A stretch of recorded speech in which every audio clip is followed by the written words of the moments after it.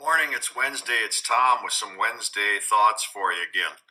Tom from Top 20 Training. I'm in Columbus, Ohio today, going out to Oakstone Academy. Fabulous place. Check it out. Look it up on Google it. Think today about not yet. A lot of kids are going to be confused today in your class. A lot of kids be confused this week. Maybe there's a big test coming up. Don't forget, some kids just don't get it yet. Think about maybe given A's and B's and C's, and anything lower than that might be NY, New York. Not yet. Keep encouraging kids. Keep climbing up the hill.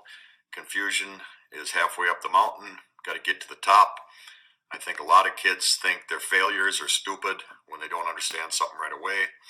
I know it's a pain for teachers, these after the fact realizations, but it's all about learning. Some of them learn slower.